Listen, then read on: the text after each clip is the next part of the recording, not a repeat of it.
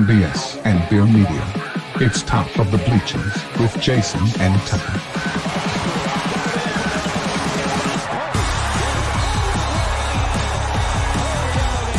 Handoff, Smith coming right, trying to outrun the coverage, makes a cut, gets it. Oh, he's still going. Oh, he's going to score. He's got the ball. Let's see what the guys are talking about today. Yo, yo, yo. Welcome to the Top of the Bleachers. Friday. What's up? Friday, July 25th. Dude, July's almost over already. I know. That happened quick, didn't it? Wow. Well, it's just 4th of July like a couple of days ago. Felt like. I know it, man.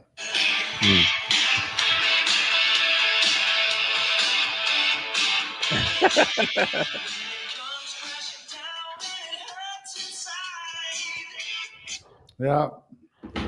Well, dude. Oh man, I'm gonna tear up. I can't. I thought you might tear up. I found a tribute video for you that I was going to show you, and I was like, nah, I can't show that to you. Oh, He'd be up Hold on, crying man. on me and stuff. Hold on, man. I've been watching videos for like the last 48 hours. I've probably already seen it, but yeah, bro. What was it? I'm going to tell you how you know you're important. Okay. I am doing my mail route yesterday, and my phone starts bling, bling, bling, bling, bling, bling, bling, bling. I was like, wow, what is going on? So I get pulled over in the shade and I start looking, and I couldn't figure it out. I was like, what are they talking about? And about that time, the radio station I was listening to came in with a breaking CBS news report. And I was like, oh crap, we're going to war. You know, that's what I'm expecting. It's martial law. They say Hulk Hogan has died at 71. And I was just like, what? No, not Hulk Hogan. Yeah, I know. Dude. I know. Our childhood, man, like I was telling the wife, man, everybody, if you're a young man that grew up in the 80s, there's a good chance you were a Hulk Hogan fan. I mean, it's just how it was, man. I mean, he stood for all the good things that your parents were okay with you watching. Yeah. Finally, a good guy you guys can look up to. Say your prayers, eat your vitamins. Say your prayers and eat your vitamins. I remember I was in 9th grade, and I was in really good shape in 9th grade, and we were taking measurements one day, and coach took a tape measure and did it around my thigh, and he said, you got 24-inch thighs. And I was like, what? My thighs are 24 inches? And then all I could think about was Hogan at 24 inches. One of my thighs was Hulk Hogan's arm, dude. Yeah, dude, it was. I remember Bash at the beach when he dropped the leg on Macho Man, and everybody laughs at me, but I'm telling y'all, there was a crocodile tear run down my face. And then the next night on Nitro, I was a Hollywood Hogan fan. I could not, even when he became a bad guy, even when he was the most miserable piece of crap in the world. I mean, he had to change the image to keep up with everybody, and he did. My very first wrestling match, Dad took me to Tucker Coliseum in Russellville. I've probably told this story before. And Nikolai Volkov and the Iron Sheik were supposed to have a tag team match with Coco Beware and Tito Santana. And Tito Santana got jumped in the back. Of course he did. Iron Sheik and Nikolai go out there and they're talking smack about, you can't even get a partner or whatever. And of course, Coco Beware comes out with Frankie and he said, oh, I got a partner. And Hogan's music started and I lost my mind. I swear. I had a hold of my dad and I was like, it's Hulk Hogan. It's Hulk Hogan. Yeah, he was definitely an icon, man. I mean, you get to watch wrestling. You know what I mean? They have one, like every once in a while, like once a month, they had that, Saturday, All-Star Saturday Night or whatever it was called Yeah, there for yeah. a while, you know. And he would show up for those, you know, and that was a big deal. It was like he was always there. It was like, what? Yeah.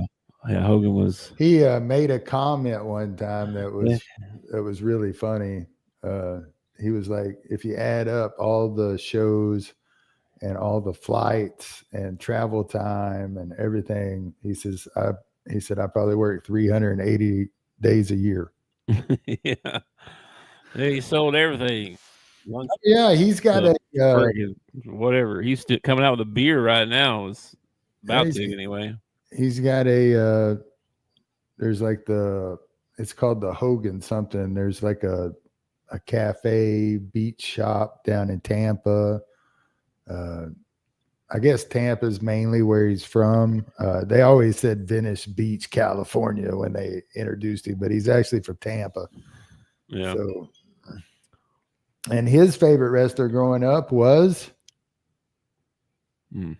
probably Dusty Rhodes. Oh. Dusty Rhodes, man. He was an American Dream fan. That's how he realized he could wrestle. He did as big as he was 6'8". As big as he was, he hated confrontation. Like he avoided, like he would give in just to avoid confrontation. And him and his buddies go down to the Armory to watch Dusty Rhodes, and they got ringside seats, and Dusty got thrown into the corner, and the old boy hit him, and Dusty said, "Hit me again," and the guy hit him again. And Dusty said, "Throw me to the other ring or the other corner." So he whipped him to the other corner. And Hogan said, "That's when I realized it was all choreographed, that I could do this because it wasn't real confrontation." So he started bugging the wrestlers. He wanted to wrestle. He started bugging them. And one of the wrestlers, in his book, he gives his name, but one of the wrestlers was like, got tired of him and was like, "All right, get in here in the ring," and broke his leg on purpose. Yep. And then he healed and he came back and kept on telling him, I want to wrestle. And the guy that broke his leg was like, "Well, I know you're serious because I broke your leg and here you are back again." So he's actually started teaching him some stuff, and, you know, he started getting booked places. But Hogan was for a while. Hogan was a showman. He wasn't a wrestler. Okay. He was a showman. As far as wrestling skills, he was not very good. No. He's like punch you, kick you, body slam you. Every once in a while, he might suplex you. He didn't do a lot, man. He didn't do a lot. But Severon came up to me this morning at work, and he was just, you could tell, he said, "I didn't think I was going to be able to finish my route yesterday after I found out." You could tell he was distraught. And then we started talking about some of the tributes online, and there's one where Macho Man and him are the Mega Powers, and they're about to shake hands, and they're going, "We don't know what's going to happen, Mean Gene. You might want to stand back." Well, they're about to shake hands. It was... Yeah. No kidding. Yeah, movies, man. All kinds of movies. He was in there for a while. Yeah, he's in one where he's a nanny. That's really good. It is. I like all of his movies, actually. Then he had that TV show for a little while. Yeah. Where they drove the boat, Tropic Thunder or something like that. Yeah, that was not very good, but that was because of production and writing. I'm not going to blame Hulk Hogan for it. It seemed a little B. He also had a reality show, Hogan Knows Best. I think I watched like a season of it. That's how much I liked Hulk Hogan. I actually watched a season of reality TV. It kind of ruined him and his whole family up. I found when celebrities invite people in to see the real them, I don't think that's ever a good idea. You know? Well, Nick, he ended up had a car wreck or hit somebody. I forget what it was. He ended up killing somebody in a street racing. Oh, that's what it was. Yeah. Ended up I think he ended up doing prison time over it. Yeah, I'm not sure he's out now, to be honest with you. I have no idea. Quite a while. And then Brooke wanted to be a singer, but I don't know whatever happened to her. I have no idea. I don't know. I think she fizzled out too, probably. She made it ways on her dad's name. Yeah. Well, I think Nick kind of ruined it for everybody. So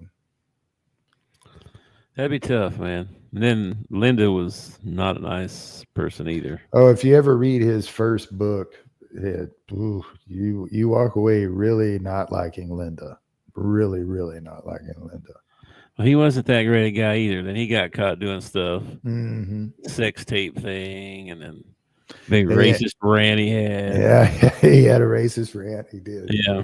He also, like the last time I really saw him, he showed up at the RNC and gave a speech for Trump and did a really good job. And what I didn't know about that was they had prepared him something. And at rehearsal, he read it and he like tore it up in front of him. He says, like, I've been doing promos for a year. I'll figure this out. His whole speech was like off the top of his head, man. He just went all Hulkster on him. That's funny. Listen here. Chung Chung Chung. You're going down. And yes, he did have a racist rant and he was not the nicest guy and everything, but he also did a lot of charity work. He did a lot of stuff for little kids. He had good points and bad points. I think he changed quite a bit towards the end too. Like he was going to church and stuff there for a little bit. I don't know if he kept doing Well, that. I saw a video of him getting baptized and he was like 70. I think he was 70 years old. So that was just like a year ago or whatever. Yep. Well, so I don't know. Then he opened a beer. Started his own beer. So I don't know. Or I don't know. I don't know. Yeah, I mean, Still, like you said, he did a lot for charity and little kids. Like they were the first. He was the first wrestler to like be into that. Like try to get in with the kids. You know what I mean? Instead of trying to do an old man game. Well, when I was growing up, the two main people going to wrestling were little old women and little kids. Okay, those were the two main people going to wrestling events. I don't know what it was. Really? Yeah, little old women. You should watch some of them old videos with.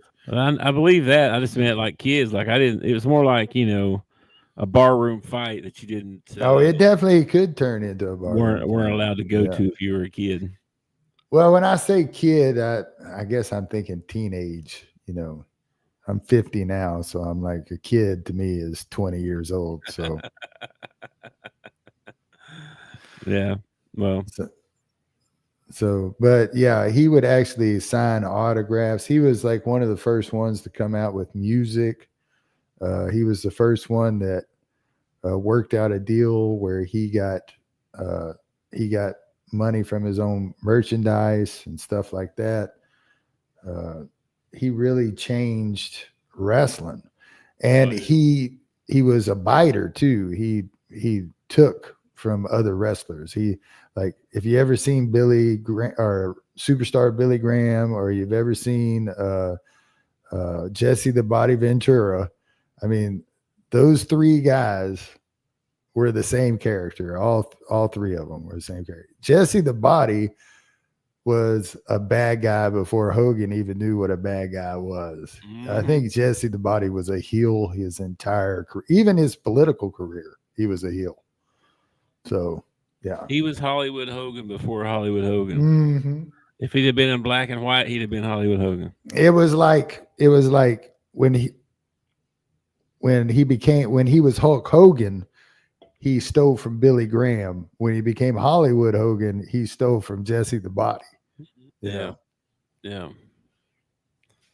I watched a thing on Sting today that was pretty good. Yeah, his story and how he changed. Like Hogan had to change his image or whatever. Sting had to do the same things. They were talking about that and how popular he was with kids. Like that, he was Oh man, the way they pushed him, kind of like the blonde hair, the face paint, the Stinger splash. I was a huge Sting fan, man. I thought Sting was awesome, and Ric Flair was always getting over on him. Like Ric Flair was always getting over on Sting, which made you root for Sting even more, Mm-hmm. I saw him win Rookie of the Year. You know what I mean? Jim Ross gave him Rookie of the Year award. I was like, whoa. Yeah, He said in the documentary thing, he said him and Flair, he said, man, we must have had that match 100 times. Yeah. And he was like, he goes, and it was pretty much the same match every time. Flair was a better wrestler than Hogan as far as technique and stuff. But a lot of those guys have a set, or especially the older guys had a set routine. This is what I'm going to do. You know, at some point you're going to throw me to the corner. I'm going to flip upside down, run along the apron, and you can either clothesline me or you can wait for me to get to the turnbuckle and then catch me up top and throw me off that way. You know, what's the guy's name that power bombs guys into the turnbuckle? Power bombs guys. Like you mean talking about Van Vader? No. It's like Seth Rollins or somebody like that. Seth does. Roman Reigns does it. He picks up. Anyways, he picks Sting up in a power bomb and throws him into the. Yeah, I think that was Seth Rollins turnbuckle, and his arms went numb and his legs went numb. He's like trying to get up and walk around, and like fell down, and then he said he was laying there and he's like, I gotta finish this match. I gotta finish, you know. So he ended up getting up and finishing the match. And then before the match finishes, though, it didn't even finish because, he gets back up, he gets his wind again, he gets going again, everything's fine, and he does it to him again. He power bombs him into the turnbuckle, and this time, so he's like, I didn't know if I was ever gonna walk again. Like I was, he just laid there, didn't get back up. I was like, holy crap. That's crazy. But he's a big Christian now, too. Well, he church and stuff. He has been for a long time. Like he was. Yeah. It was one of his things about he didn't want to go into the WWF because he felt like, especially at that time with the NWO running around and everything, he felt like the WWF was too raunchy and he didn't feel right about working for something like that. Mm-hmm. You know. Well, they said he was, he's getting paid good, and they were still pushing him. And he was just kind of a loyal type guy. He wasn't. He hardly ever wrestled during the NWO time. Like he would show up in the rafters, and like every once in a while he'd get in the ring and pull out his baseball bat, but he didn't really wrestle a lot. Mm-mm. No, they showed him like after that. He ended up joining the NWO, you know what I mean, the NWO or whatever. And that was kind of like he shouldn't have done that, you know.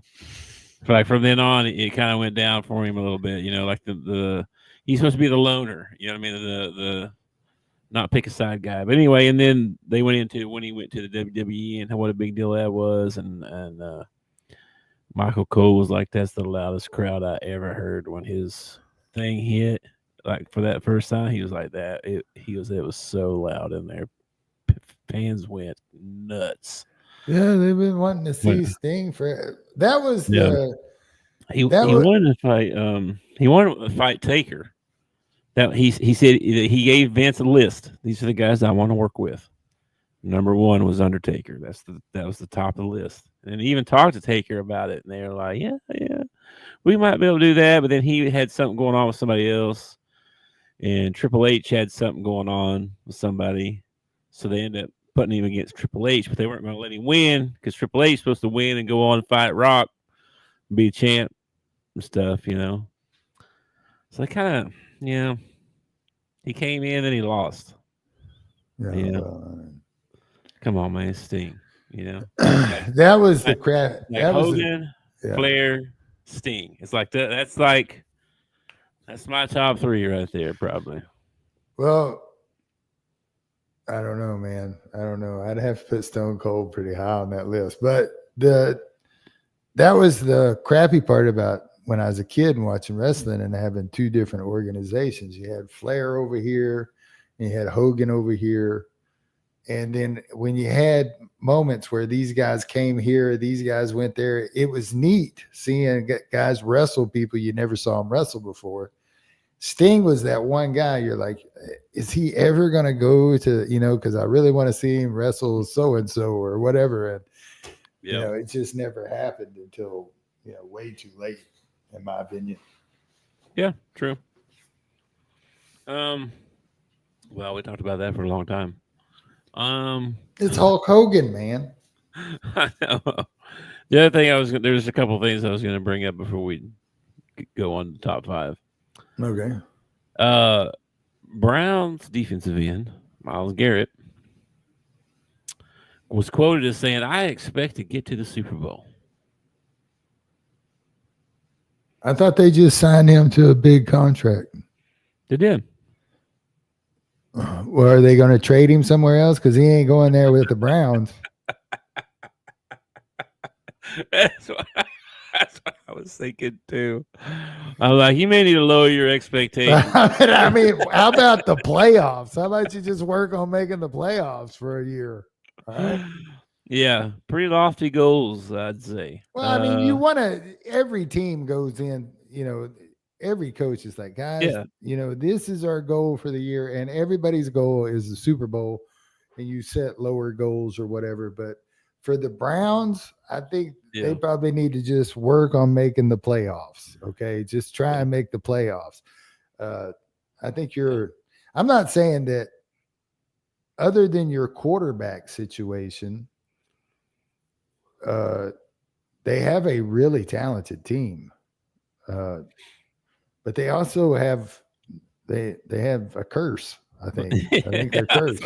So it's Cleveland. Like, I mean, but speaking of the NFL, so yesterday, first I heard that Justin Fields for the New York Jets was going to he had a dislocated toe, and then I heard another report that said it might be his Achilles.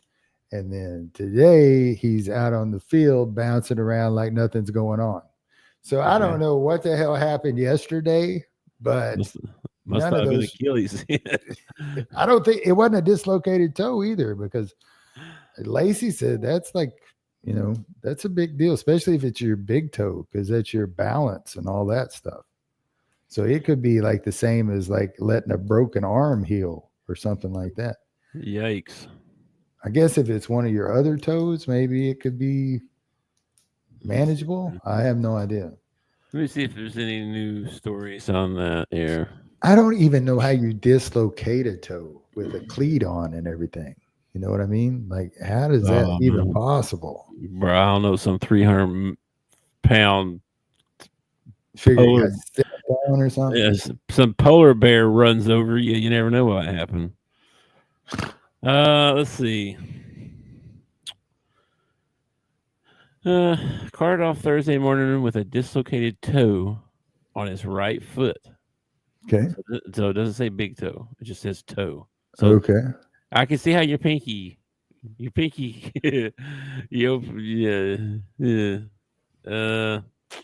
Let's see. It's just a scare that was blown out of proportion. That's what I'm saying, man. Come on. There was initial concern. Mm-hmm.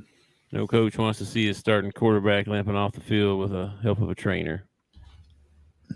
Well, they went so far as to cart him off, and then I saw a video of him today. He's out there doing calisthenics with the guys. I'm like, what?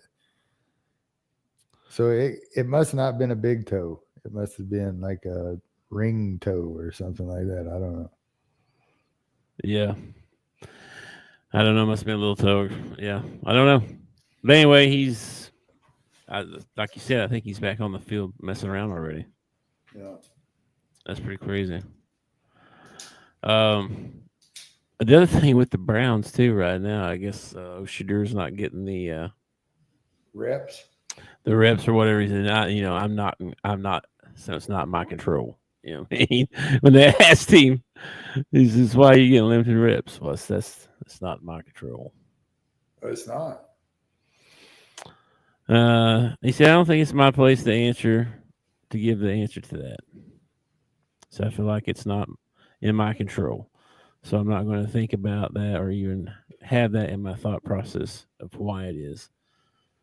There's a lot of people who want to have the opportunity to be at this level, and I'm here and I'm thankful to have the opportunity. So whenever that is, that is.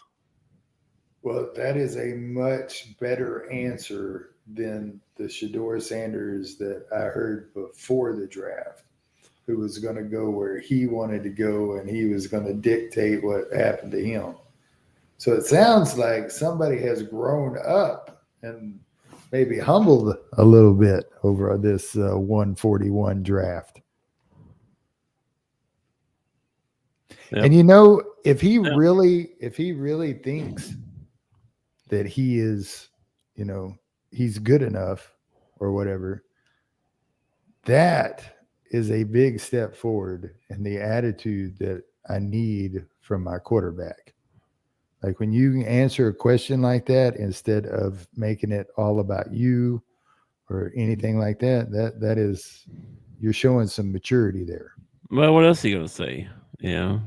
Well, he could have went on a rant about what a bunch of idiots they were for not giving him more reps. And, you know, he could have done that. And that's what I would expect, honestly. Well, guys, you know, it's not in my control. You know, It's truthful. That doesn't really sound like, you know, I don't deserve them. You know what I mean? It sounds like, you know, if it's up to me, I'd be up there. Well, I think, isn't that every backup quarterback? Don't they think that they probably ought to be starting? Probably. Have you ever seen the clip of like the starting quarterback goes down and he's on the sideline? And it's just a comedy little meme or whatever, but he's standing on the sideline and the backup goes in and he throws like a dart and he's like, way to be. And then the other players start talking about, dang, he's looking good, you know? And by like the second touchdown that the guy scored, he's like, all right, let's calm down. He ain't that good. He's Mm-hmm. Let's see. Well, he needs to be ready because Joe Flacco's 80 years old, so he's probably not going to make it the whole season. So I figured Gabriel and Shador they might get a shot this year to see what they can do. Plus preseason, he'll probably get some snaps during preseason. It's just he's got to make the most of the opportunities that he does get. Like you can't be focused on how many reps you're getting. You have to be focused on doing those reps right. If you only get 3 reps, make them the 3 best reps of the day. You know what I mean? For sure. The other thing I saw was NBC announced their NBA analysts for next year. And you don't like them. I'm gonna tell you, read this a couple of these names to you here and see what you think. I can tell by the way you posed this question that you're not real thrilled about this. Brad, well, I mean, it ain't Shaquille O'Neal and Charles Barkley and whoever, you know what I mean? I think it'll be them. But Brad Daugherty. These are the announcers at the games or the announcer in the studio? Well, hang on. Let me see. Let me go back to the article and look. I didn't write down whether they were. Because if they're just calling games, that's different. Okay. Than if they're going to NBC Sports finalizes game analyst team and adds final play-by-play voice for NBA coverage beginning this fall. Okay. And then it just says Brad Daugherty, Derek Fisher, Robbie Hummel. I don't know who that is. He played at Purdue. I think he was in the league for maybe a little bit. Now he does college basketball reporting. Austin Rivers. Okay. And Brian Scalabrine. Not who that is. I don't know who that is. They are NBA coverage as game analysts. Okay. Michael Grady, I don't know who that is either, joins his play-by-play voice. Yeah, I don't know who that is either. So, here you go. Here's Robbie Hummel was two-time AP Honorable Mention All-American during his impressive career at Purdue. 2012 NBA Draft. Played 2 seasons with the Timberwolves. And then been an analyst for basketball, Big Ten's basketball, and NBC Olympic coverage. They all know Austin Rivers, Doc's kid. Mm-hmm. Brian Scalabrine, second round pick out of USC in 2001. 11 seasons in the NBA. Wow. Oh, wow. And played with the Nets and the Celtics. He played in 4 NBA Finals, winning 1 in 2008 with the Celtics. Wow. What the heck? Okay. He's been NBC's Boston's primary game analyst since 2020. Okay. And then Michael Grady is he's been the play-by-play guy for Minnesota since 22. And then he did some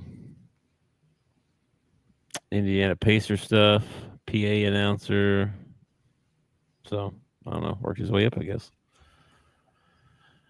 Let's see. What is this? 224? What is this? They already announced Jamal Crawford, Reggie Miller, and Grant Hill will serve as game analysts. Carmelo Anthony and Vince Carter as studio analysts.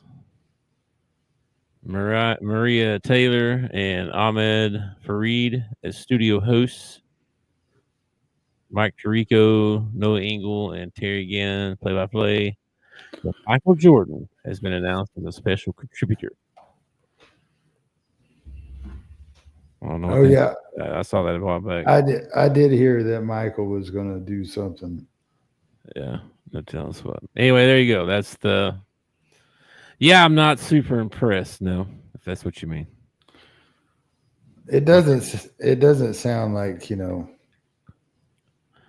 just thought it was interesting. I thought Brad and Derek were already kind of doing that kind of thing, and Robbie just kind of comes from nowhere. Like he's been doing college basketball stuff, and I thought he was on Field of 68 and stuff, which is a college basketball thing. Anyway, moving on to segment number 2, top 5 things on your bucket list. Are you ready? You got your list ready? I feel like mine are kind of dumb now, but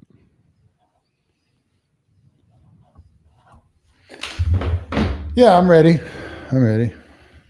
What's number 5?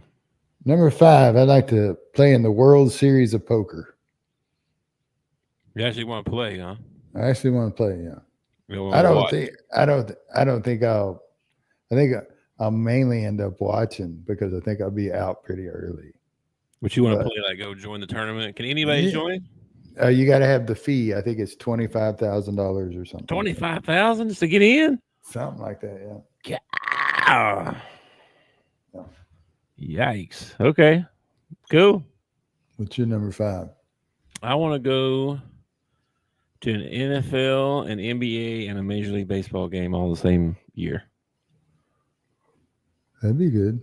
Maybe in the same weekend. Wouldn't that be great? Could you pull that off? Is there a weekend where all 3 overlap? Probably. Sometime in October. October. Yeah. You might be able to do it in the same city. Mm-hmm. Not even leave the city. That would be cool. All right, yeah, that'd be pretty cool. Number 4, I'd like to ride in a NASCAR. Like get in the passenger side and let them take me around like 2-3 times. This is stuff you can do. I know. And it's like I'd like to feel what 200 mile an hour right up next to the wall feels like. Well, pretty sure I'll poop myself, but it'll be fun. I could probably get you about 110, and we can give her a go. Yeah. Unless you wear a helmet and everything. No. That's pretty cool. My number 4, I want to go deep sea fishing. Okay. I want to go down south somewhere, Gulf Shores. Maybe I don't even know where to go yet. I wouldn't even know where to go, but I want to go down somewhere south where the water's real blue. You can go to like Key West, and they have charters that'll take you out, and you can go. You can go. I don't know. I don't know about that one because I've never been on the sea. I've never gotten motion sick. I got motion sickness one time when I worked for the highway department. We were, the little reflectors down the yellow line. Yeah. We were putting those out. And the way you do that is you sit in this little go-kart type buggy that's being pulled by a pickup truck. And there's a big vat of tar behind you that's hot as all blazes. Mm-hmm. And you pull up and you hit the button and it squirts out a little bit of tar and you put a thing down, and then they pull up a little ways and the stopping and the going and the smell of the tar, I ended up getting sick. I had to get off the buggy and walk beside the truck for a while so I don't know how I would do on the ocean. So I might want to go twice. The first time to get my sea legs and get all my throwing up done and all that. And then the second time to actually fish, Yeah. I get a little queasy these days. I used to never get any kind of motion stuff like that. But now, even like I'll be playing a video game sometimes and I'll jump off something real high. I'll lose my stomach for real. I'll be like, oh, whoa. I've always wanted to try that VR stuff to see, Oh, man. That's just crazy. She's crazy. You see yourself way up in the air or whatever. And my buddy plays this shooting game, and he runs around killing people and stuff. I'm like, that's wild, bro. Yeah, VR is going to be nuts when it eventually takes over. Yeah, it will too. Number 3. Mm-hmm. Number 3 is I'd like to go to Tahiti. Okay, I want to go to Tahiti. That's not a bad place.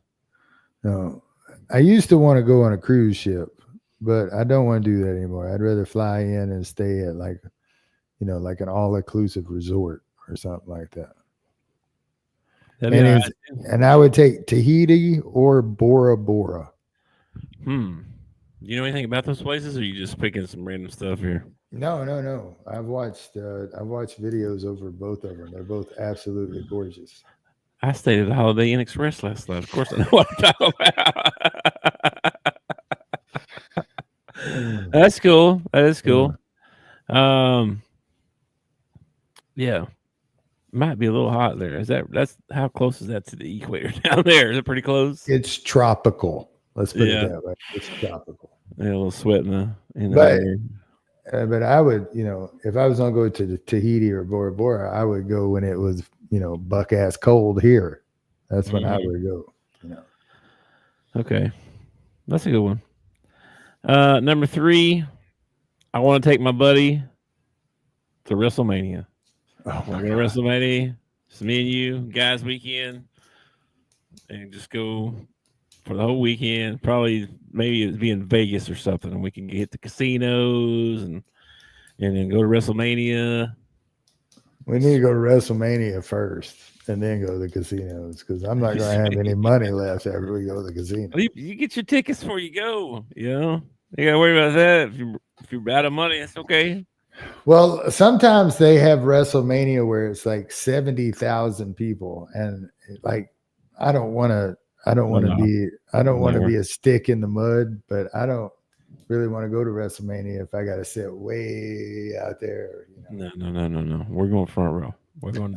Front row is not a good idea either. Need to be about. We're going to sit right behind the announcers. Bro. Need to be like 4th or 5th row is what I need to be. Can't get me too close. I'll end up in the ring. Right about then, my buddy Bill threw a chair in the ring. Yeah, exactly. Oh, that'd be great. Yeah, that'd be it. Or a guy's trip. The other guys could go with us too, probably. But yeah, we need to do that sometime before we die. As long as I get to go, I don't care who tags along. Don't matter to me. All right, number 3. Number 2. Number 2, I'd like to take my buddy for an all games NCAA Final Four. I'd like to go watch the Final Four. I'd like to Final Four. The whole Final Four? Yeah, the two games and then the one championship. I'd like to watch that. Yeah. I would love, my ultimate dream would to be have enough money where you could just like follow the Razorbacks through the tournament. Hopefully they make the Final Four or whatever, but go ahead and buy tickets for the Final Four and all that. If they don't make it, I don't care. I'm still going to the Final Four. It's crazy. Find me another team to root for. All right. My number 2, I'd like to take my brother on one of those big game hunts. Ooh. Like maybe a big elk or you talking like safari? No, I don't want to go. I don't want to go to Africa. Okay. I meant like they have these deer farms. These big giant. Yeah, we drove by one on the way to Corpus Christi, and like they're just out there grazing beside the road behind this tall, high fence, and they're just monstrous. I'm like, holy crap! Now I don't want to go to one that's too easy. Yeah. You know what I mean? Like, I don't want to be like, here's the stand. There'll be 10 of them walk out here in a minute. You shoot one. Here in Arkansas, we have elk in Poco. I think it's called Ponco. In Ponco. Mm-hmm. And, but we have a limited number. So they have a draw on tags. So that's what you do is you get your brother a draw on a tag in Ponco and y'all go hunt. Elk down here in Arkansas. Have you ever eaten elk? I think so. The most delicious meat in the world. I'll take it over beef, bison, deer. Elk is awesome. Somebody told me they were allergic to lamb. I've heard of that. I've heard of that Really? before, yeah. What's in lamb that would cause someone to be allergic to it? Something bad. I don't know. I have no idea. I can't believe you laughed at that. I can't believe you said that. Holy crap. I wouldn't think it'd be much different than a goat. I don't maybe they're allergic to goat too. They just never had goat. Maybe. I don't know. It sounded. I've never heard that. I don't guess. I have heard of people being allergic to lamb before. Like if you really meat, you'd be allergic to all of it. Maybe they just don't want to eat lamb, so they say they're allergic. She seemed to act like she had some kind of reaction. So some people, I assume she had a reaction of some kind. Some people, when it comes to lamb or it comes to veal or something like that, they can't eat it because it's a baby. Well, yeah, that too. I don't know. Maybe there's some kind of enzyme or different kind of red meat. I don't know. No. Anyway, maybe they're satanic. All right, what's your number 1? I want to play golf at Augusta. I should have known. I want to play golf at Augusta. It doesn't even really have to be Augusta. I want to play a course where they assign me somebody to carry my bag and tell me distances and what I should be hitting and all that stuff. And, there's a sand trap over here, not that it's going to make a difference. I'm not going to play awesome all of a sudden. I just think it'd be really neat, like get done putting and just throw your club down. Yeah. There you go. That's pretty crazy. Hit one short and then turn to the guy. I thought you told me a 4-iron. I needed a 3. You just want to go with you and your caddy, or you want to take some friends? Well, the chances or you want to get in the open? Is that what you want? No, I don't. That would be sweet, but no, my game is no. I would have to stop everything I'm doing and play golf for the rest of my life just to even get a shot. You could do it. I would love to take friends to Augusta, but here's the thing. If I ever get to play Augusta, it's going to be because I was invited. It's not, I'm not going to get to invite people. It's because I got invited to go to Augusta. It's like run in and become friends with John Daly. And he's like, hey, I'm going to Augusta. Heck yeah, I want to go. Let's go. Mhm. It's not, I'm not going to be in a position where I'm like, oh, hey guys, I've got tea times for 4 of us. Yeah. It just, Cool. Anybody can just go in there and play? no. You have to be either a member or you have to be an invited guest, one or the other. Mm. And membership is outrageous. Well, And a wait list. Let's say you got the money. Let's say you can afford the $100,000 or $200,000, whatever they want at Augusta. They still have a wait list. You have to wait and see. Maybe you might get in one day. yeah, it's like the college thing. Yeah, you could get season tickets if you give X amount of money. Yeah, Maybe. What? Yeah. What do you mean maybe? No, Yeah, you just, what? Doral, the one that Trump owns, and Mar-a-Lago, they're both the same way. Yeah, if you got the money, you can get on the list, but you still have to wait because they only allow so many memberships, a year or whatever. Okay. And it's My number one. It's one of the ways they keep it so pristine and they, able to do the maintenance on it. But it's also like if you actually get a tea time at Augusta, you won't be pushed. There won't be anybody behind you pushing you. There's set tea times. Mhm. Maybe 30 minutes after you tee off, they let somebody else tee off, so on and so on. Yeah, gotcha. My number one is retire immediately, and then take the entire family, friends, everybody to Hawaii for a week. That includes all my family and some of my friends. Cool. And probably and most of my wife's family too. Like everybody, lots of people, it'd be a big trip. Like we probably need our own plane, probably. We just gotta go hang out on the beach for a week. If you're taking your whole family and your friends and everything, you really need to split them in between 2 planes, just in case one plane goes down. That's not what I thought you were going to say. In case there's some secret that comes out of the skeleton out of the closet, and I'm like, no, you're right to fiery crash. Yeah, yeah. What if one plane goes down, your whole family's on it? That would suck. That's true. That's You true. just- Okay, we're gonna spread out over 10 planes. Everybody's, you're in your section there. Yeah, because I mean, I want you everybody on can the same you plane. wipe out your whole genealogy in one plane crash. That would be horrible. I Yeah. didn't even think about that. Way to go, man. Ruined my Sorry. dream. That's me. That's me, man. I always think of the worst. Anyway, that's it. That's all I got. That's my top 5. That was good. That's good. All right, let's see what else we got here. We got a little Razorback stuff. Saw U.S. Reed gonna get elected to. He got elected to the Southwest Conference Hall of Fame. Yeah. Supposed to be inducted on August the 5th, so that's kind of cool. U.S. Reed, a little before my time. Just a tad bit before my time. My basketball.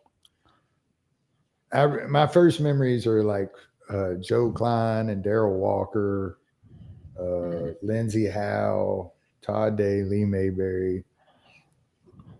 Not really. The U.S. Reed and the triplets were just a tad bit before my time. They were actually during my time, but I wasn't watching basketball. So, Yeah. but yes, he deserves it. Well, good. I'm glad he's getting in. Mm-hmm. So, and then we got some. We're going to talk about the women's team a little bit. Did you do any kind of research on that or anything? Or you? Well, I mean, I have my handy dandy Arkansas app that tells me everything you want to know. Okay. See, they only got one game on here. I don't even know. Yeah, this is old. This is old, man. What you want? You want the schedule? Maybe this date. Yeah, what you got for a schedule? Because I've got some listed, but I guess they haven't announced the SEC times and days and stuff. They did this is the home teams, this is the away teams. You know what I mean? But let's see. I don't think so. They're not ranked. I will tell you that. So. Well, I would love to give you the schedule, but they have not updated. They still have the schedule from last year up here. So what I got is they're supposed to play UCA at home. They're going to play Little Rock at home. They're going to play Northern Kentucky at a neutral site called the Music City Classic. Yeah. At the Classic, they're going to play Northern Kentucky and Winthrop. Okay. Then they're going to play Harvard at home, Jackson State at home, and Arkansas State at home. That's your non-cons that are. I don't know that they're official. These are stuff I saw on Reddit. And like you said, there's nothing updated on the official Arkansas site. No, they've updated the roster and the coaches, but they have not updated the schedule. The schedule's not, I guess, final. You know what I mean? It's rumors and whatnot, that kind of stuff. But I wish I had a. Shouldn't they be getting that stuff hammered out? You think so? I wish they made a. Wow. Maybe they do. I wish they made like a notepad. I tell you what, they don't. Or we're not going to be that big. I can tell you that much. Are we not? No, we got 1, 2, 3. Oh. We got 4 girls that are 6'3", and that's it. I mean, that's our tallest girl is 6'3". Yeah. Hang on a second here. I think I got. Just so I can share this with you. If I can ever get this to work. I've never tried this before, but this is supposed to be like an online notepad, basically. Oh my gosh, what are we doing? We're doing this for personal. And we only got one hometown girl on the whole team. Wow. Wow. Man, we got a girl from Barcelona, Spain. We got a girl from Granada, Spain. We got a girl from Egypt. Yeah. So, dude, bro, come on, man. And we got one girl from Melbourne, Arkansas.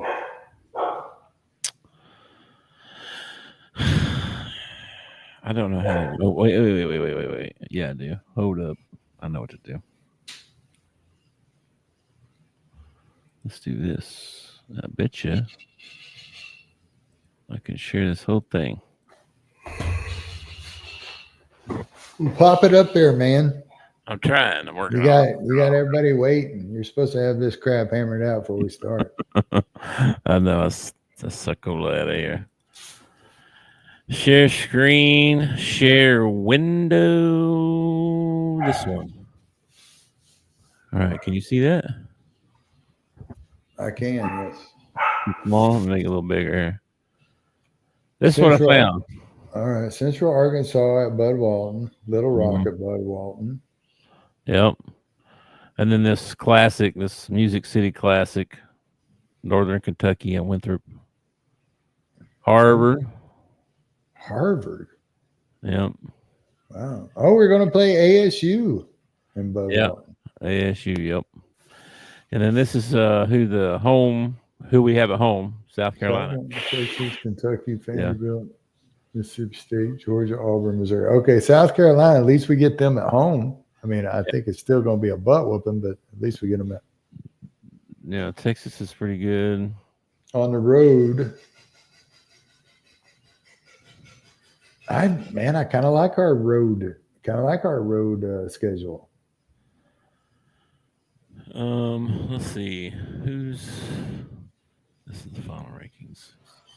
I don't have like a preseason out yet, but based on how last year ended, you got South Carolina at number 2, Texas at number 4. Yeah. LSU at number 8. Where are they at? We got to play them at LSU. Yeah. Oklahoma, number 11. Tennessee, we play Tennessee. Yep, number 15. Kentucky, number 16. Ole Miss, number 17. Alabama, number 20. Dadgum. I didn't realize that the SEC finished so well. Yeah, so the women's SEC is going to be loaded. So yeah, we got our work cut out for us here, but you never know, man. Like we're working on here. Well, let's just focus on Central Arkansas right now. Yeah. UCA, bro. Let's get them. Let's get them good. And then let's see here. Let me stop that, and then I'll share this. Maybe I can do this. Let's see. Here we go. Roster. There you go. Can you see that? Yep. So here's the roster that you were looking at there. If I can get it to sit there just right. There you go. 6'3", like you said, 6'3", huh? Couple, 4. We got 4 of them. We got 4 of 6'3s. 5 of them. 1, 2, 3, 4, 5. And we got 1 6'1" girl. And that's about it for our height, man. Well, it's pretty typical in the women's game, isn't it? Like 6'3" is like a pretty. Well, I mean, there's 6'5s and bigger, I know, but yeah, you have freaks, like Brittany Griner and they don't come around that long though. But they do have big post players. Lisa Leslie. They got some girls that they might not be tall, but they take up some room in the lane too. We got a lot of foreign stuff too, foreign flavor they call it. You know what I mean? We got Egypt, we got Australia, Spain's on there a couple times. Spain again, yeah. Who's supposed to be our number 1, our scorer? Who's our? I think this girl was really good last year. Let's see stats. Let's go look at stats because I don't even know. That's not what I want to. I don't know how to look at the stats stuff, but it's hard to find any kind of info on them, to be honest. But I know this name is popular. It was a big deal that she came back because she was, I think, going to leave, but then she came back. Mayberry's daughter is supposed to be, decent. She'd probably start at. I don't care. I'm just kind of interested. Is the girl from Egypt? Is she going to play in the hijab? Oh, this girl. Yeah, like her picture. She's going to play in that? I doubt it. I don't know. Maybe. I think she might. She might. I feel like that would be like super hot. That would be. But it looks like a kind of different material, kind of too, doesn't it? Yeah, maybe made for sports, maybe or something. Yeah, maybe it's like that dry fit, T-shirts and stuff. That's what it looks like. Yeah. Freshman from Egypt. That's crazy. Anyway, I don't know. I wish they gave us more stats than that. That's ridiculous. Well, that girl's a freshman. She ain't got no stats. Well, here's our record for the last 4 or 5 years. Good grief. Yeah, they don't have any stats. The freshmen don't have any, huh? That's horrible. Let's see if there's anybody returning. Oh my gosh, I can't see nothing. Can you see this? Let me see if I can pick it up here. I think here's Christina. So she averaged 16 and a half minutes. Let's see. Where we at over here? That's not good. 2.4. Must not be what I was thinking of. I don't think any of these girls are coming back. So she graduated. That's too bad, man. I hope this new coach that we got can right the ship. I hope so too. I've seen a lot of the videos and stuff, and she looks like she's doing okay, and they look like they're making progress. But it's hard to tell when you see 30 seconds. You know what I mean? So well, it's not just that, but they're in a very tough league. The SEC is. Yeah, it's gonna be tough. You not just have to dig out of the basement. I mean, it's going to be hard, man. It's going to be difficult. Well, she runs the old dribble drive offense, bro. So, well, I hope be more exciting to watch, maybe. Maybe than just the kick out and shoot. Mm-hmm. Well, they'll probably do a lot of that too, but. Okay, what else we got here? So I guess a lot of rumors coming out about some more conference realignment. And one of the posts that came out was, well, there's been several posts about it, but UNC and Clemson are rumored to be at the top of the list to want to leave the ACC, and they are looking to go to the SEC. So thought we'd talk about that a little bit, and then maybe we could discuss who we would like to see join. If we were going to take two teams from anywhere in the country, who would we want the SEC to take in? Because what do you think of UNC and Clemson coming in? Clemson's got a little bit of history in football. I mean, they've won a national championship. I'm not excited about either one of them. I'm really not excited about either one of them. North Carolina brings something in basketball, but they don't really bring much in football except for Bill Belichick. I mean, I guess if he turns the program around, maybe they could become. I don't know. Well, they're a blue blood. In basketball, they are a blue blood. So, but see, that's the thing is like you're not getting like Clemson is good in football and they're decent in basketball. North Carolina is awesome in basketball, decent at football. North Carolina's pretty good at baseball. They were in the super regionals and everything. I don't know about Clemson's baseball. They've been good. They're usually pretty good, I think. You want somebody that brings all three to the table. And this is coming from an Arkansas fan, and we're only bringing two to the table right now. But you would like to bring somebody in that brings all three to the table. And I just don't. Man, could you imagine facing that Carolina blue every year?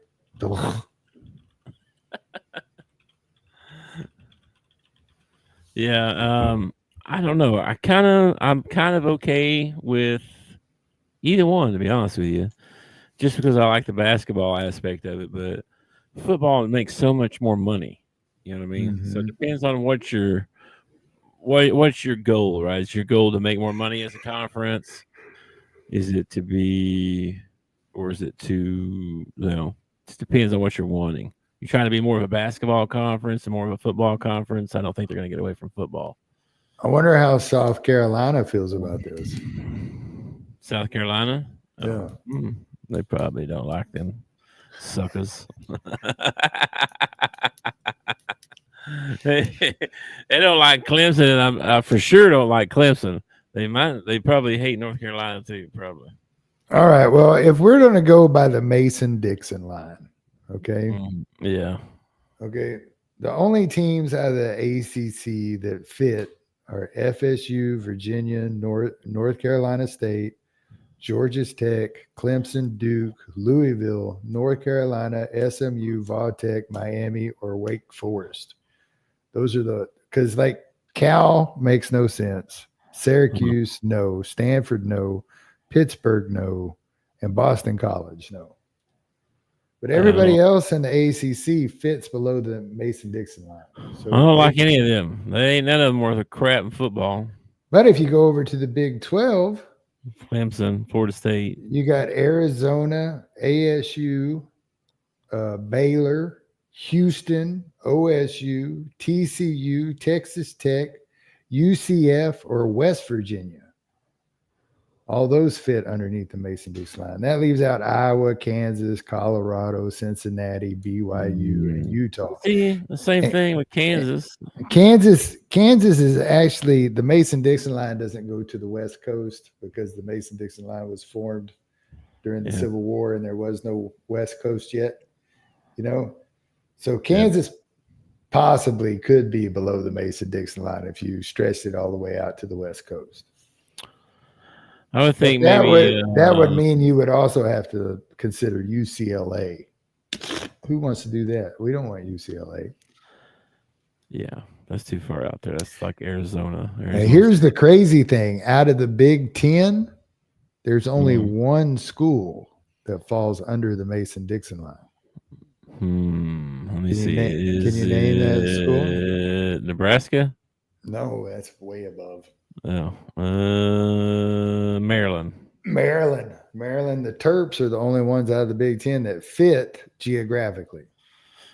But the conferences have pretty much, when you put Cal in the ACC, you've pretty much said geography don't matter anymore. Okay. Yeah. So, if you were going to take anybody, if you're going to take two teams to put into the SEC, you want the two best teams out there, don't you? Isn't that what you want? You want the two best teams out there? In football and basketball? Well, you want them to bring all three, don't you? Yeah, I'm just thinking about what schools out there have really good football, really good basketball out of Big 12, Big 10, and the other conferences too. Honestly, you know who it is? Michigan. It's Michigan. But you can't bring Michigan and not bring Ohio State because that's like you got to have Ohio State to bring in Michigan. So they really need to add Michigan and Ohio State to the SEC. And then you know what? The Big Ten can go.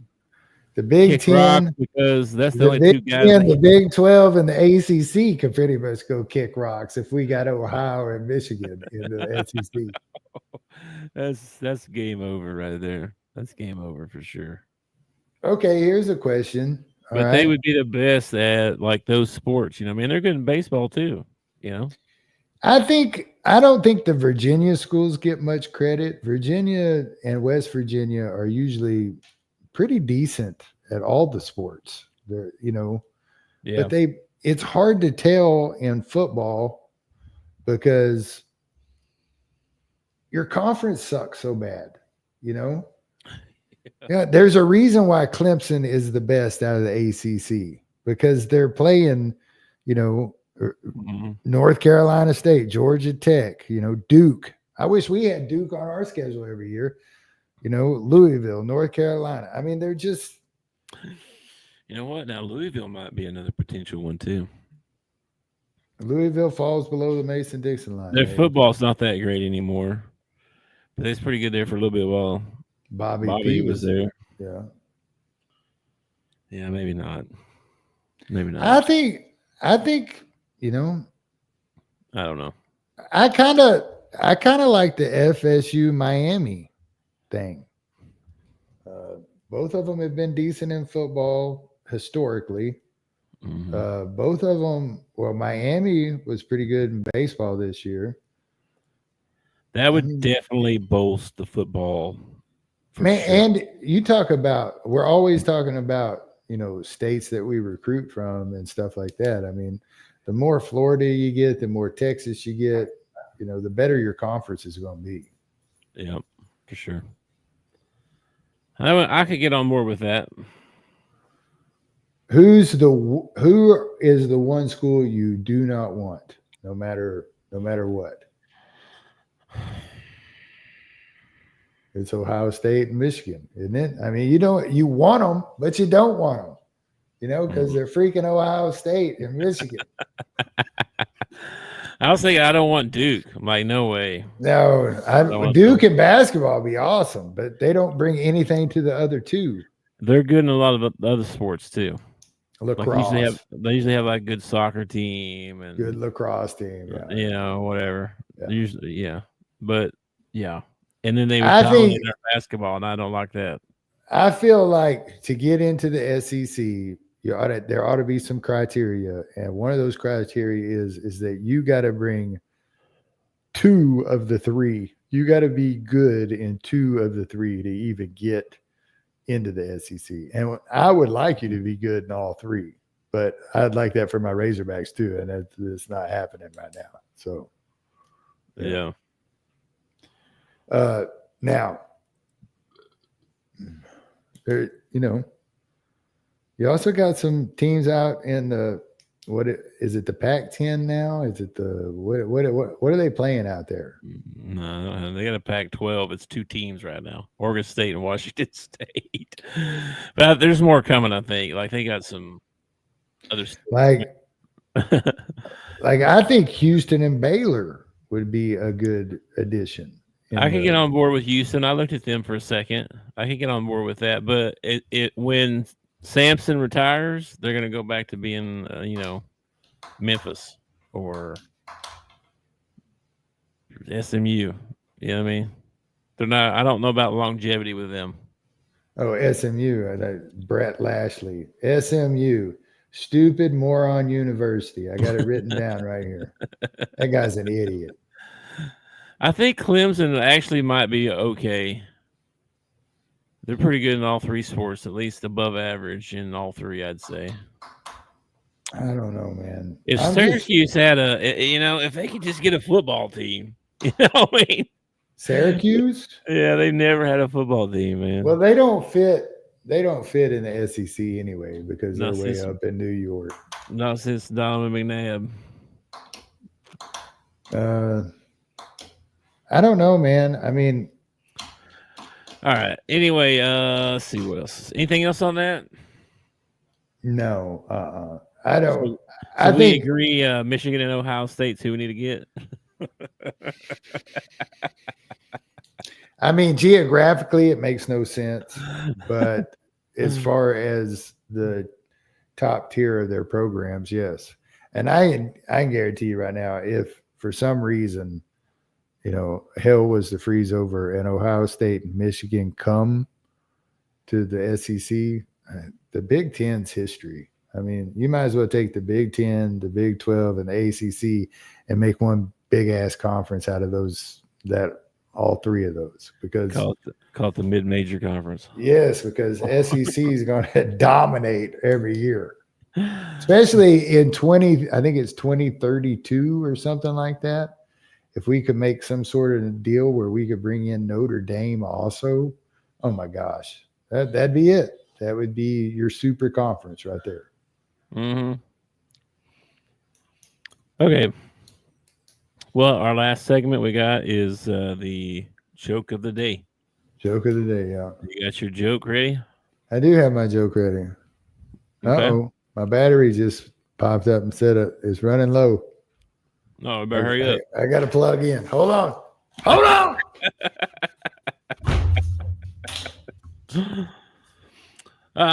Technical difficulties here at the top of the bleachers, just like normal. All right, we're good. That was quick. That was really quick. So, all right, what's your joke? How many times do you have to tickle an octopus to make it laugh? It's 10 tickles. 10 tickles. I knew you'd laugh at it. That's a good one. That's pretty good. Mine is kind of weird, but it's kind of, I don't know. We'll see. Okay. A guy walks into the ER and says, "Doctor, I'm shrinking." The doctor says, okay, you're just going to have to be a little patient. Gotcha. Play on words there. Little patient. A little patient. Little patient. Mm. It's like the moth that goes into the psychologist's office. There's a moth, and he goes into the psychologist's office, and the psychologist is like, "So what's wrong? You got anxiety, or you having problems at home? Why are you here?" And he said, "Oh, your light was on."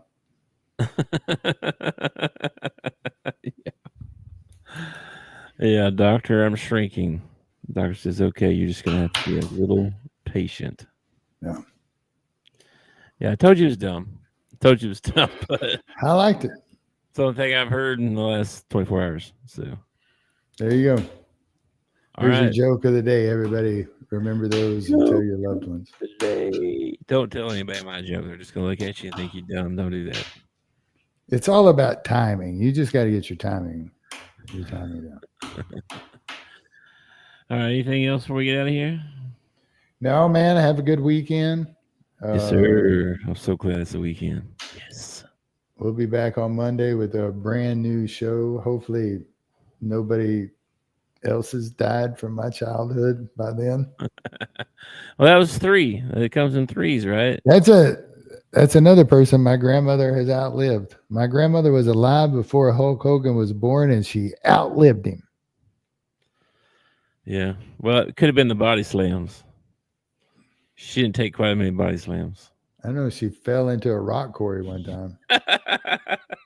She did. That's crazy. She's like 68 years old and went for a walk, and they used to live beside a big rock quarry. And she got a little too close to the edge, and it gave way, and she went right down the slope and down. And she was tore up, something awful. So the new slang term for an old person is they call you an unk. I guess. I don't like it. And they were asking these guys that were at the NBA draft, just going to get drafted. How old is when does an unk become an unk? How old you got to be considered that, right? And these guys. Oh man, if you were born before 2000, you're an unk. It's only 26. I know. It's only 26 years old. What am I? I know. You're a fossil to these guys. I'm a Gramps. Call me a Gramps or something. Yeah. I thought that was pretty crazy. It's like I told you about the kid at church that said, "Mr. Tucker, were you born in the 1900s?" Yeah. Yeah. I've heard him talk the late 1900s. And that's when I told him, yes, I was. And that was back when we beat little children. I was talking to my daughter this morning, and I said, yeah, my great-grandma was born in 1899. And she's like, what? I was like, yeah. And she's like, and you met her? I was like, yeah. She goes, you met somebody from the 1800s? I was like, yeah. I mean, she was like 80, 70, 80 years old when I met her. It wasn't like she was some young buck. I wasn't born in 1905 or something. Oh man. But yeah, she thought that was crazy. She was like, man, I can't believe you actually talked to somebody from the 1800s. Yeah. I'm like, yeah, she made me a pie. It was great. Anyway. Do you know anybody from the 1800s? I don't think I've ever met anybody well, I don't know though. I met some old people before when I was young, so I might have, but I don't. Not anybody I could specifically call out. Yeah. I knew both of my great grandparents, or I knew two of my great grandparents, and both of them lived into their 90s. So I probably did know somebody from the 1800s. Yeah. I never asked anybody when their birthday is. This was Granny's mom. Mm-hmm. my granny's mom. She was born in 1899. I was like, wow, that's so wild. I remember when I heard that as a kid, I was blown away. Like, what? 1899? That's crazy. And now it seems it would be even more ridiculous to hear right now. 1899. Well, Jeez. 126 years ago. I wonder if they partied like it was 1899. I I'm wonder sure if they. I wonder if 1899 if they thought the world was going to end when it rolled over to 1900, like we did when it was. Probably not. They weren't worried about any computer. No, not computer, but there's probably some backwoods preacher somewhere like here it comes. It's a coming. We're headed into the 1900s. Yeah. New frontier. Well, they had the gold rush right after that, so. Yeah. What's crazy is that Oklahoma land rush.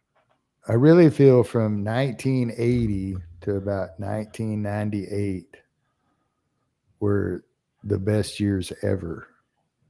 And then like it was decent before that and it's decent after, but those years right there from like 1980 to like 1998 those were like the best years of my life right there. 1998, it just cut off. I would say 1998. Yeah, that was kind of a crappy year. Yeah, I'd say. It wasn't that bad yet, actually. I wasn't bad yet.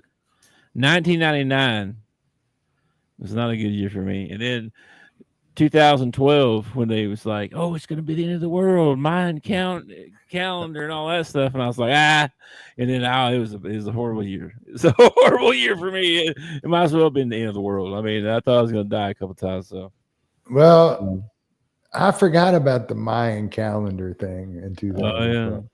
What a bunch of idiots. Just because they quit writing a calendar, it meant the world was going to end. The guy that was writing the calendar died. So yeah. I mean, either that or he couldn't count any higher. He's like, oh, screw it. That's far enough, man. His son's like, I'm not taking over the family business. Get out of here. I want to go grow some grapes. Or maybe it's when they got wiped out by whoever wiped them out. Like the guy kept keeping the dates until, they didn't exist anymore. And then that's when the calendar ended. Yeah. I don't know. But yeah, I remember end of the world was coming. Or maybe the guy doing the calendar was like, I'm going to freak these guys out in 2012. I'm going to stop right here. Well, what's his name was really close on a bunch of his predictions, wasn't he? Nostradamus or whatever his name is. I don't know. I think he got a bunch wrong too, but yeah, I think his predictions were so broad and general that he had a chance of getting things right. Kind of like what a horoscope does, horoscope, puts a very broad description out there so your mind can kind of fill in the blanks, Mm-hmm. Yeah. So what are you talking about? What are you talking about? That stuff's real. Yeah. I check mine every now and then, but there's people that live like that, live by man, that. I haven't looked at a horoscope and I don't know how long, man. I haven't either. You want to look one up right quick? Sure. Let's see what our horoscope is for today. I'm a Capricorn. I know what you are, sucker.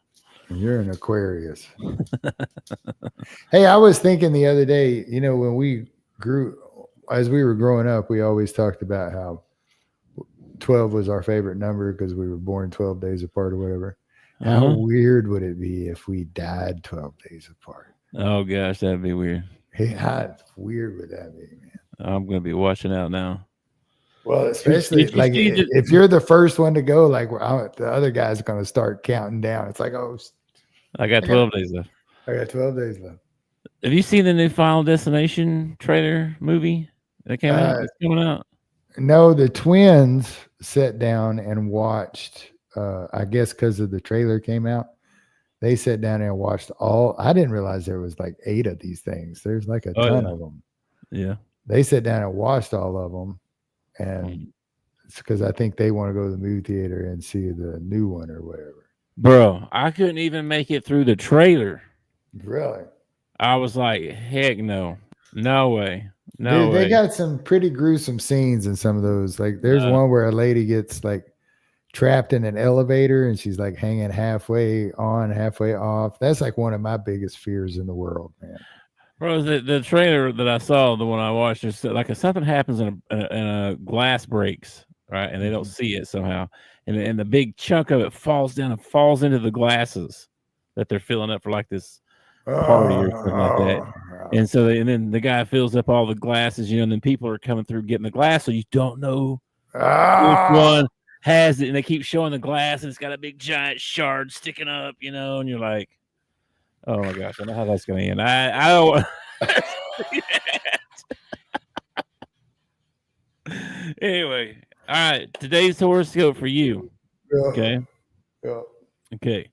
You might not be the right person to handle this project, praise or scorn. So find the right one and drop it in their lap. It might take all day, but that's okay. You should be a high priority for you. That's very interesting. I gave away my 250-year pin today. I wonder if that's what it's talking about. That's weird. You might not be the right person to handle this project, praise, or scorn. I mean, like, they covered everything. Yeah. Yeah, that's what I was saying. They're so general. You may be happy, you may be sad today. It may rain, it may sunshine.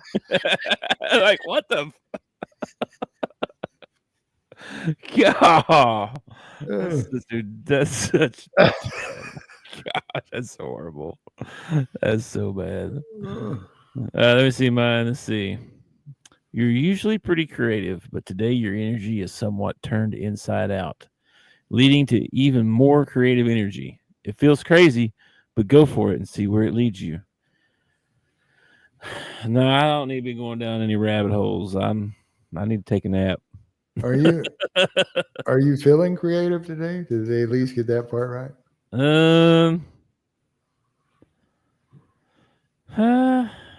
Somewhat. I actually had to do a lot of thinking this morning. I did, actually. I have this big project with a bunch of stuff to keep track of. And the guy that has been kind of leading it gave me a bunch of information. Well, he just kind of, it was organized in the way that he would organize it, right? But so I had to sort through all that and then organize it how my mind works, And I had to be pretty creative with that. So yeah, I was doing pretty creative today. But no, usually not. Well, this morning we got pulled. All right. Well, first of all, it is 195 degrees outside. Okay. It is hot. It's like Satan's butt crack outside. Okay. So I'm going to work with one objective in mind, and that is to get out of the office as quick as possible. Because the quicker I get my route done, the less time I got to spend out in the heat. Right? Makes sense in my head, right? Sure. Mm-hmm. And we have a stand-up. Stand-up's about the heat. Make sure that you're drinking water and you're doing this and you're doing that. And I'm like, well, you're slowing me down. I need to be getting out of the building. And then everybody come to the break room. Everybody come to the break room. So everybody goes to the break room. We're having our 250-year celebration. They gave me a hat pin. 250 years. They couldn't even give me something useful. They couldn't give me like a roll of stamps, or something like that. They had to give me a hat pin. So my horoscope says something about a praise. So that was a praise I got today, right? I got my hat pin, and I turned around and gave it to one of the girls I worked with. I was like, here, you can have this. And I think I might have made my boss mad when I did that too, but I don't care. Yeah. Didn't want your pen, huh? No, I didn't want my pen. They're just so oblivious, They're just so oblivious to how to treat workers, It's like Yeah. they don't really. Sometimes I don't think they really see us as people. We're commodities or tools or whatever. They don't really look at us as people. It's like, it's like they want us to go out and find leads for sales. Okay. Like if you have a customer that does a lot of package pickups, well, you get their name and their phone number and you put it into your scanner, and then some guy in the office comes down and talks to them about maybe giving them a better rate on their shipping, Well, so they have this contest, and Lakeisha, one of our clerks, she ended up getting the post office a $4 million deal. Okay. Huh. They gave her a t-shirt and a little piece of paper to tell her what a great employee she was, and a t-shirt. $4 million she just made the post office. You get a t-shirt. How about 1%? Why don't I get 1% of that 4 million? Or it's just like if they did that, if they gave us a commission on what we brought in, you would actually have us out there hustling, trying to find them more business. But I'm not going to waste my time for a t-shirt. You know what I mean? It's just, and they do that with everything. So the post office has been around 250 years, and I got a hat pin. Woo! Yay! It's like, some people might think you're a bad employee though for being like that. So I show up every day. I do my job perfectly. My customers are happy. So you're not championing the company. I don't even want to work there.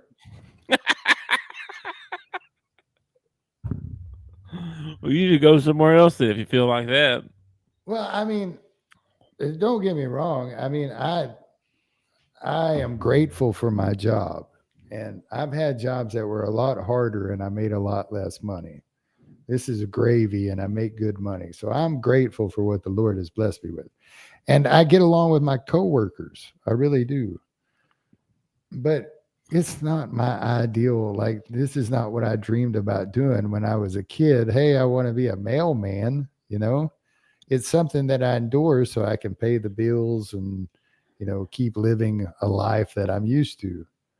If something came along that could offer me the same amount of money, I would jump on it in a heartbeat, probably.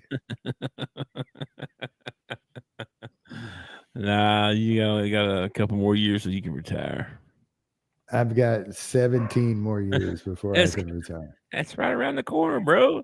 It's freaking almost August already, 2025. It is crazy how fast time goes by as you get older, but 17 years is still a long freaking time away, man. No, it ain't, bro. And honestly, I don't know if I can do this job 17 years from now. I might have to go to the dark side and join management just so I can survive for my 17 years. The dark side. That's what I thought. The dark side, yeah. And that's the other crazy thing about the post office. So the carriers have their union, or the rural carriers have their union. The city carriers have their union, and the management has their union. And none of them work together. None of them. Yeah, sounds like chaos right there. Yeah. Yeah. It's like, why don't we just have one big union for all the postal workers? But instead, we've got 3 different unions running around in there. That's wild. All right. I'm sorry, I didn't mean to get off on post office bull crap there. That was, I'm sure everybody who was watching has dropped out and been like, no, man, they think you're going to go postal at any time. They're tuning in. First day in orientation, they bring that up and say, listen, we don't like that talk around the post office. We don't say that around the post office. Yeah, probably not. It's negative connotation or whatever. All right, well, let's get out of here. It happened one time, and actually it's happened more than once, but it happened one time, and it caught on going postal or whatever. And I mean, apparently it's just like, they tell you all the time, be careful when you're delivering packages because everybody's got a Ring doorbell now. and you'll end up on social media, you know. And they have a whole section of the post office that does nothing but handle social media crap that's going on, man. Hashtag postman. Yeah, really. And you can get a hold of me at Rural Route Tuck. Yeah. Or at the Bleacher Pod. Make sure you like and subscribe, and let's get out of here, man. All right, man. Happy Friday. Have a good weekend. I will catch you on Monday. Peace out. I'll be here. Peace. Thanks for watching our show. Remember to subscribe for more shows on the network. Smash the like button, share, and comment.